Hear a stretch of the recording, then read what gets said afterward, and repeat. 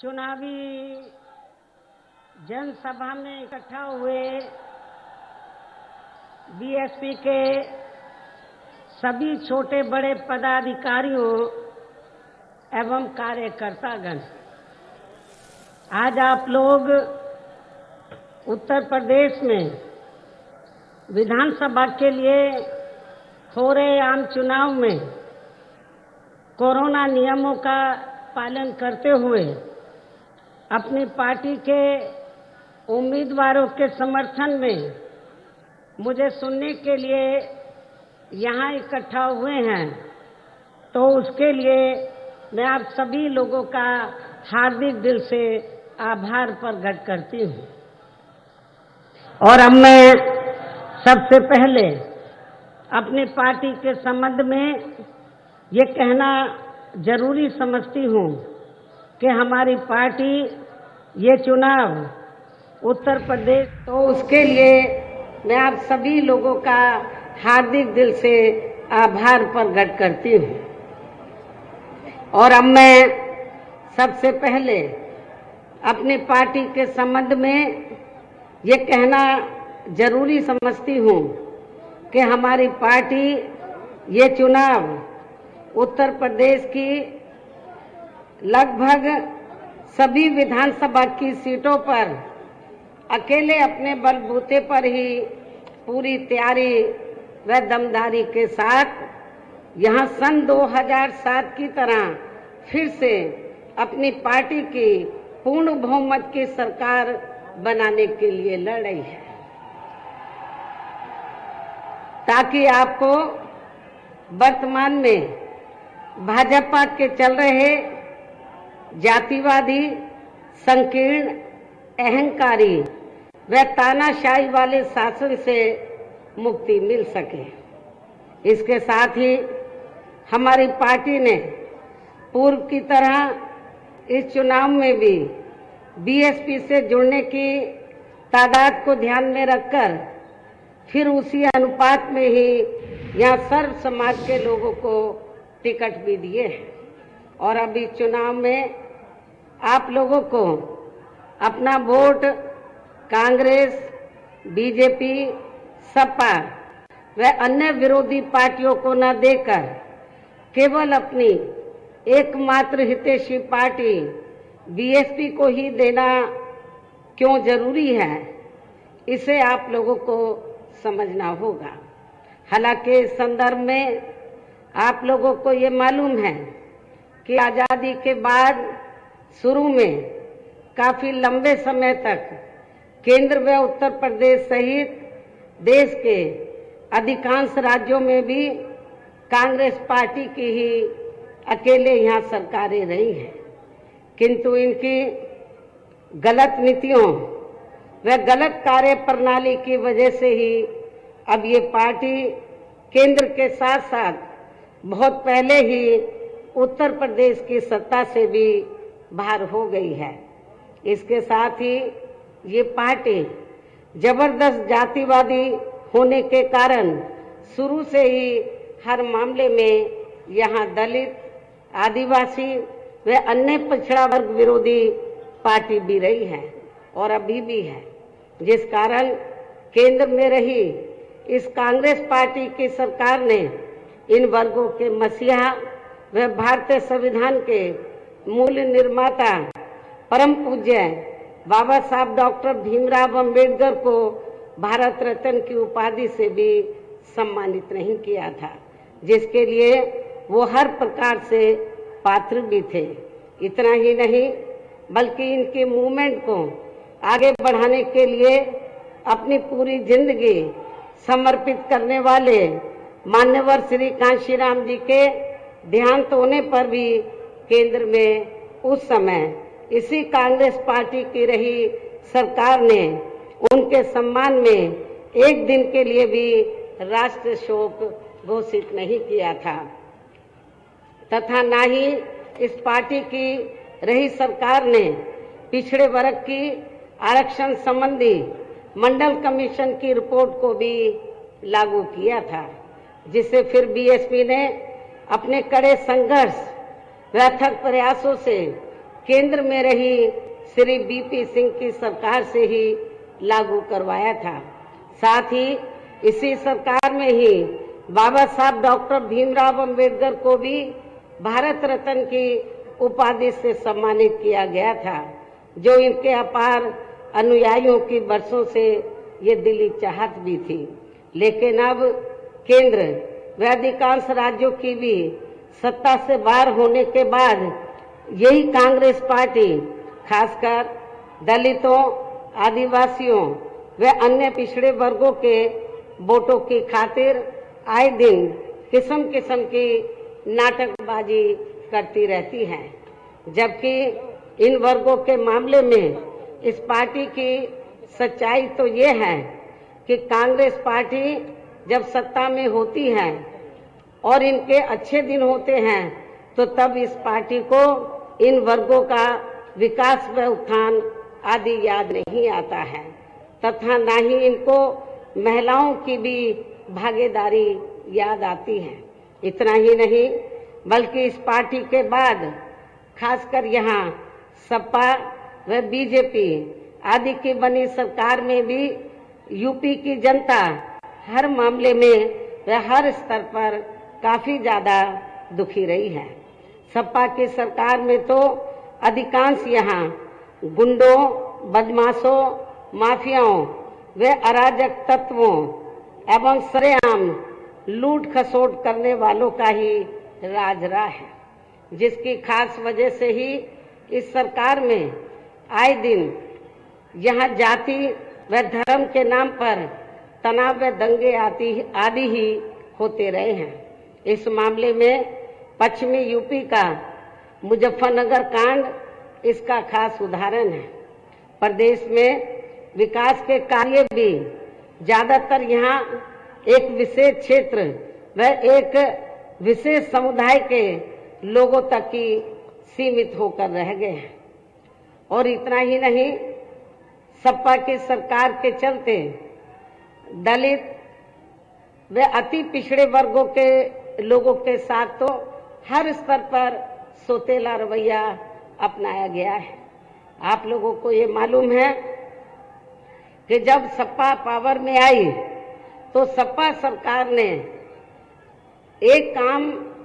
ये किया, सबसे पहले सत्ता में आते ही, कि हमारी पार्टी की सरकार ने जो दलित और अन्य पिछड़े वर्ग में समय समय पर संत गुरु और महापुरुष हुए तो उनको आदर सम्मान देने के मकसद से, उद्देश्य से हमारी पार्टी की सरकार ने जिन नए जिलों के नाम इनके नाम से रखे, नई योजनाओं के नाम इनके नाम से रखे, तो उनको बदल दिया। और इतना ही नहीं, मैं सरकारी कर्मचारियों को भी ये बताना चाहती हूँ कि जब पदोन्नति में आरक्षण को लेकर तो पार्लियामेंट में बिल आया तो यही समाजवादी पार्टी थी जिसने इस बिल को फाड़ दिया था और इस बिल को पास नहीं होने दिया, ताकि जो दलित वर्ग के लोग हैं उनको पदोन्नति में आरक्षण की सुविधा ना मिल सके। ये समाजवादी पार्टी का कैरेक्टर है, चाल चरित्र है। इसी प्रकार भाजपा सरकार की भी नीतियां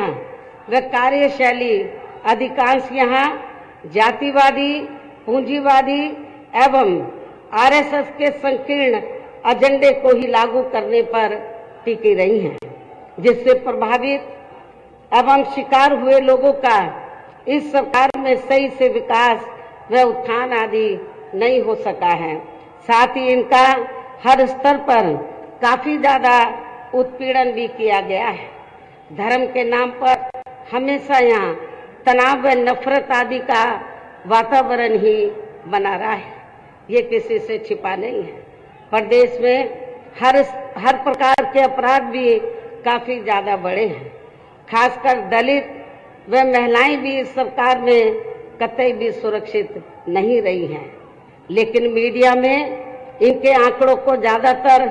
दबा दिया जाता है। आपके आगरा में तो इतना बुरा हाल है दलितों का कि पुलिस की कस्टडी में तो दलित वर्ग के एक नव युवक को मार दिया जाता है, ये भी किसी से छिपा नहीं है। इसके अलावा प्रदेश में गरीबों, मजदूरों, बेरोजगारों व अन्य मेहनतकश लोगों के साथ साथ दलितों, आदिवासियों, अन्य पिछड़े वर्गों, मुस्लिम एवं अन्य धार्मिक अल्पसंख्यक समाज के लोगों के हित व कल्याण के लिए वर्षों से जो भी यहाँ सरकारी योजनाएं चल रही थी, तो उनका भी इन्हें इस सरकार में सही से पूरा लाभ नहीं मिल सका है। खासकर दलितों व पिछड़ों को आरक्षण का भी पूरा लाभ नहीं मिल सका है, क्योंकि इन्होंने ज़्यादातर सरकारी कार्य प्राइवेट सेक्टर के जरिए ही कराए हैं, जिसमें इनके लिए आरक्षण की कोई भी व्यवस्था नहीं है। सरकारी नौकरियों में भी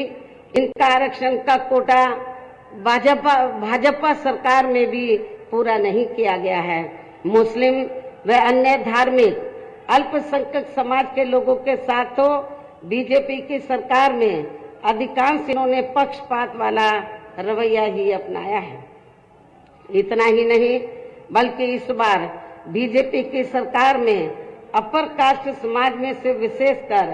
प्रबुद्ध वर्ग भी हर मामले में अपने आप को काफी ज्यादा उपेक्षित रहा है। इसके अलावा इनकी गलत आर्थिक नीतियों के कारण यहाँ गरीबी, बेरोजगारी व महंगाई आदि भी काफी ज्यादा बढ़ी है। खासकर चुनाव घोषित होने से पहले तो डीजल, पेट्रोल व रसोई गैस आदि की आए दिन बढ़ी कीमतों ने भी जनता की काफी ज्यादा मुश्किलें बढ़ाई हैं, और ऐसा लगता है कि चुनाव खत्म होने के बाद पुनः इनकी कीमतें बढ़ा दी जाएंगी। इसके साथ साथ उत्तर प्रदेश सहित पूरे देश के किसान भी केंद्र सरकार की गलत नीतियों के कारण काफी ज्यादा दुखी व परेशान रहे हैं और अभी भी परेशान हैं। प्रदेश में बेरोजगार लोगों को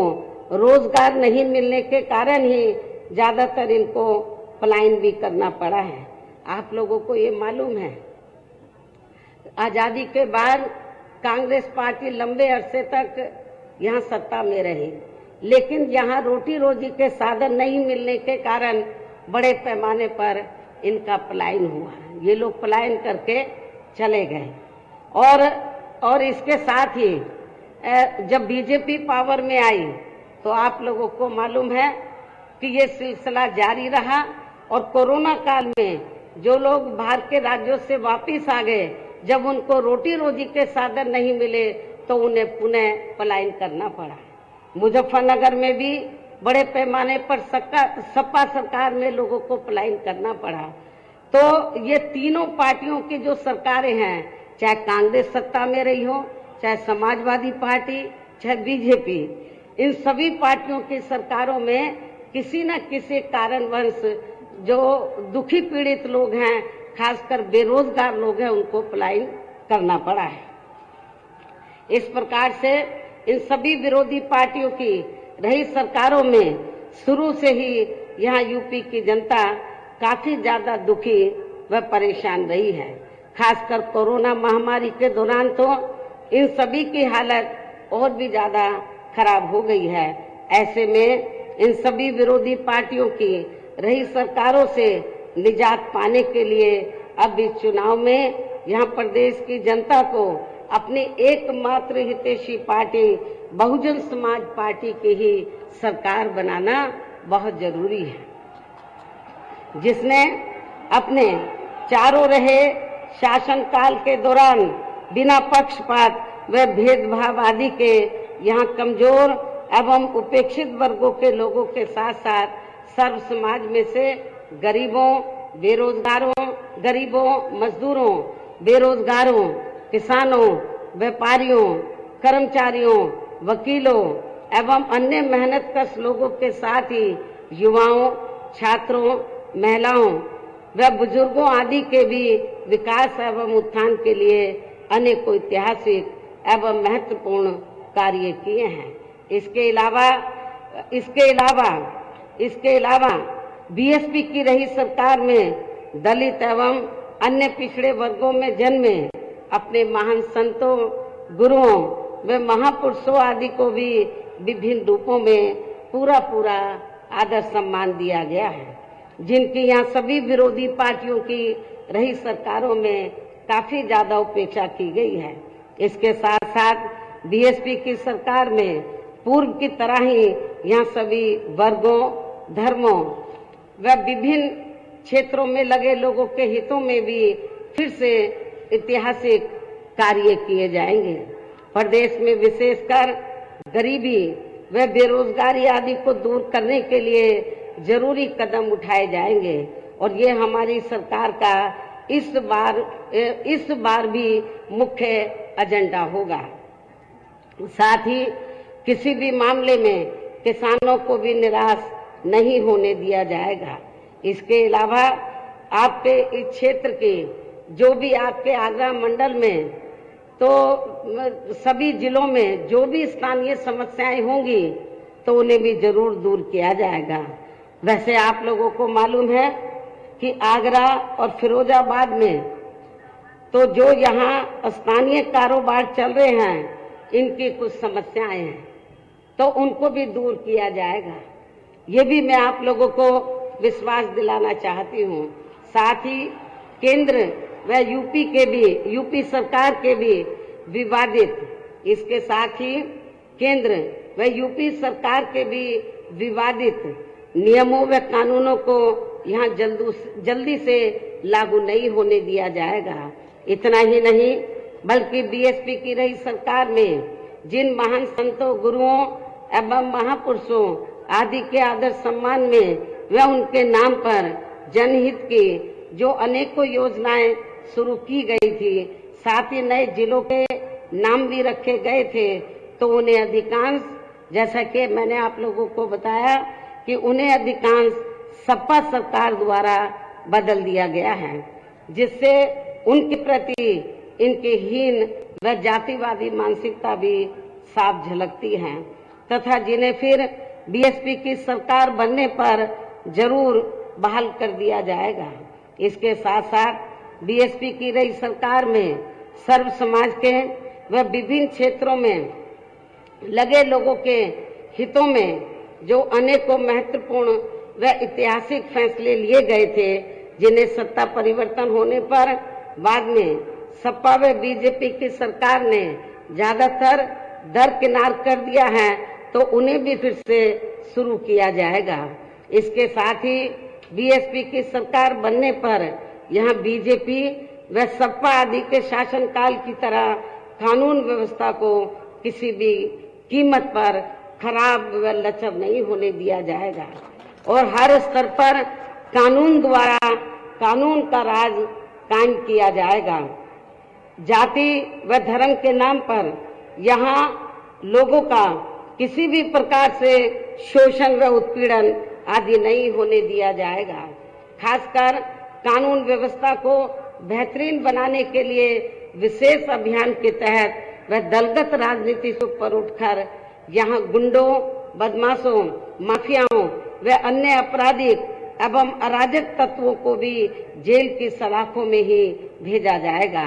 जहां मेरी सरकार में इनकी जेल के बाहर नहीं बल्कि जेल के अंदर ही सही जगह होती है। इतना ही नहीं बल्कि जाति, धर्म व राजनीतिक द्वेष की भावना के तहत जिन लोगों को खासकर धरना प्रदर्शन आदि के नाम पर जबरदस्ती गलत धाराओं में फंसाकर उन पर अनेकों केस चलाए हुए हैं वर्तमान भाजपा सरकार में, तो उन मामलों की भी सही से जांच करा के उनके केस भी खत्म किए जाएंगे। अर्थात वर्तमान भाजपा सरकार में प्रदेश की जेलें जो अधिकांश ऐसे लोगों से भर दी गई हैं, तो उन्हें खाली करा के केवल यहाँ आपराधिक तत्वों को ही रखा जाएगा। इसके अलावा प्रदेश में खासकर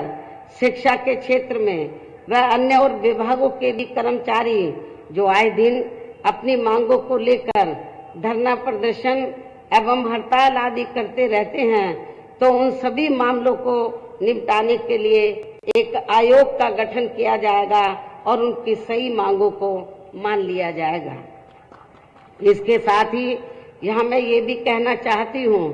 कि कुछ महीने पहले मैंने दिनांक 7 सितंबर को प्रबुद्ध वर्ग की सुरक्षा, सम्मान व तरक्की आदि को लेकर किए गए सम्मेलन में तथा इसके बाद दिनांक 9 अक्टूबर को मान्यवर श्री कांशीराम जी की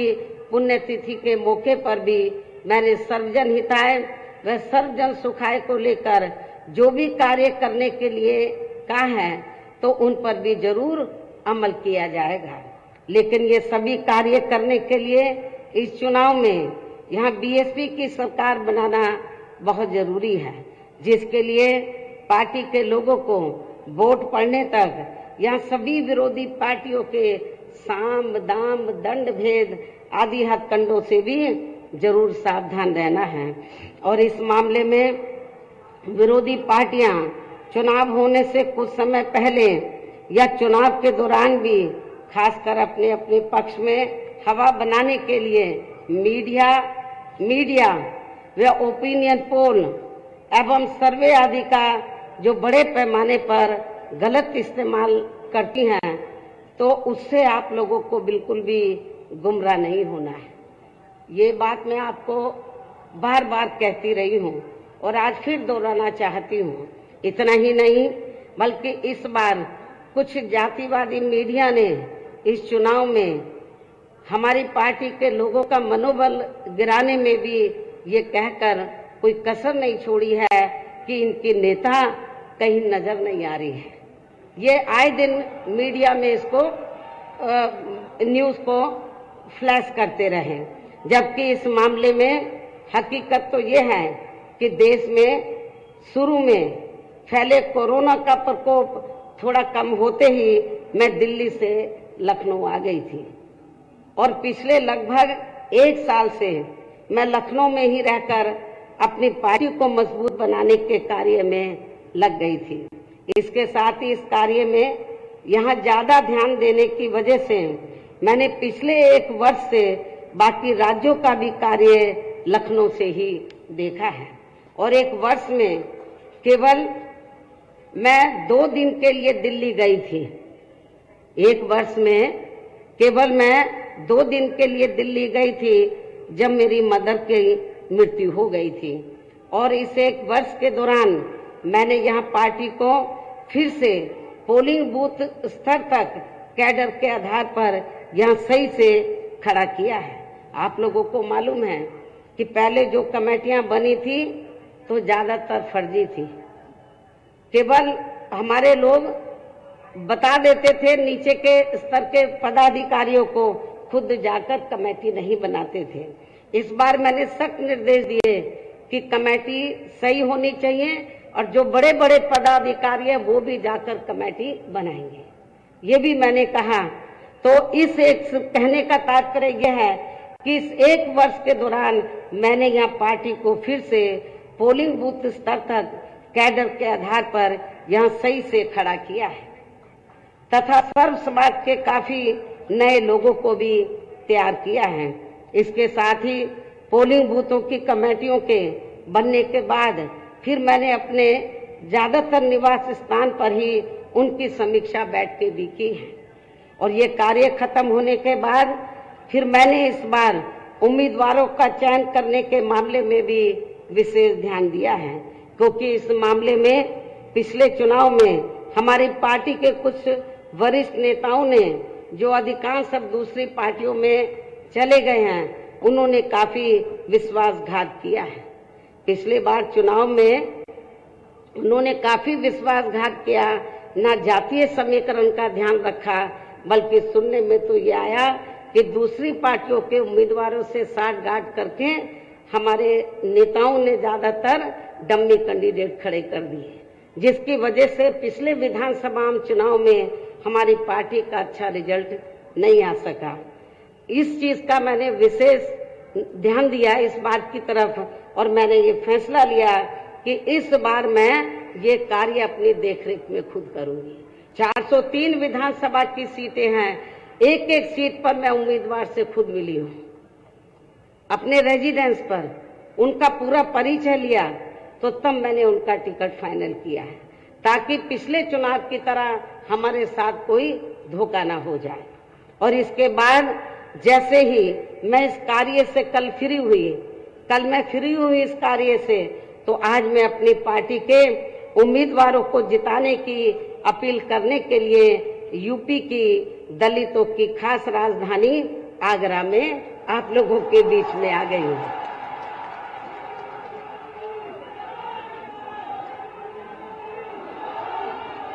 लेकिन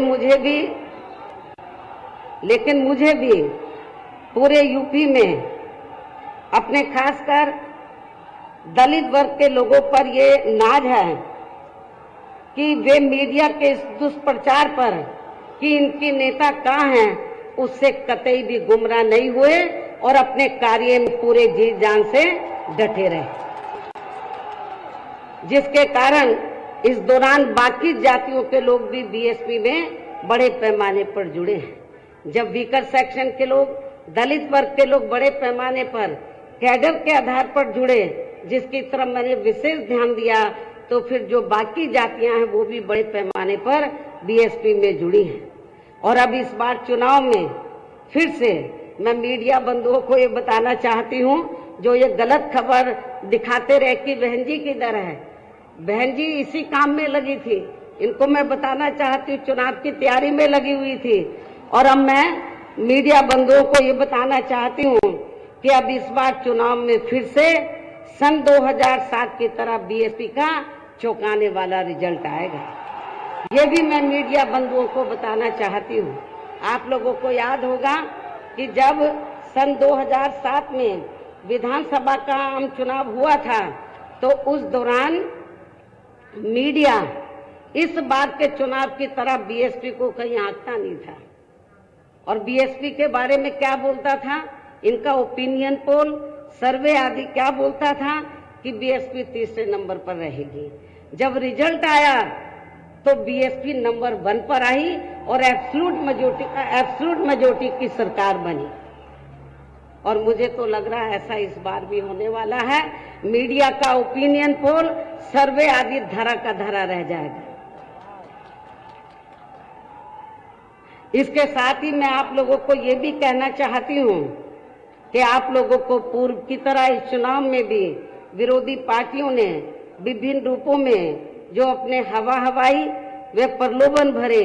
चुनावी घोषणा पत्र आदि जारी किए हैं, जिन्हें सत्ता में आने के बाद ये पार्टियां अधिकांश अमल में नहीं लाती हैं, तो उनके बहकावे में भी आपको कतई नहीं आना है। जबकि इस मामले में बीएसपी किसी भी चुनाव में विरोधी पार्टियों की तरह अपना कोई भी चुनावी घोषणा पत्र आदि जारी नहीं करती है, क्योंकि बीएसपी कहने में बहुत कम बल्कि कार्य करके दिखाने में ही ज्यादा विश्वास रखती है। और ऐसा हमने यहाँ यूपी में अपने चारों रही सरकारों के दौरान करके भी दिखाया है। इतना ही नहीं बल्कि हमारी पार्टी के चारों रही सरकारों ने प्रदेश में बिगड़ी हुई कानून व्यवस्था को सुधारने के साथ साथ प्रदेश के विकास एवं आम जनहित के लिए जो असंख्य अति महत्वपूर्ण कार्य किए हैं, वो अभी तक यहाँ किसी भी विरोधी पार्टी की सरकार ने नहीं किए हैं। आपको मालूम है कि बीजेपी के लोग कहते रहते हैं हमने गरीबों को इतने मकान दिए हैं, कहीं नजर आ रहे हैं? जब मेरी सरकार थी आपके आगरे में ही बड़े पैमाने पर हमने गरीबों को फ्री मकान बनाकर दिए, वो आपको नजर आते हैं? कहाँ हैं इनके मकान? तो वो आपको बहुत कम ही नजर आएंगे। बल्कि और इतना ही नहीं, तो मैं जैसा कि आपको बताया कि हमारी सरकार ने प्रदेश के विकास एवं आम जनहित के लिए जो असंख्य अति महत्वपूर्ण कार्य किए हैं, वो अभी तक यहाँ किसी भी विरोधी पार्टी की सरकार ने नहीं किए हैं। बल्कि ज्यादातर उन्हीं कार्यों के नाम जो हमारी सरकार ने कार्य किए थे, बल्कि ज्यादातर उन्हीं कार्यों के नाम वे स्वरूप। बड़ी खबर है, स्वतंत्र देव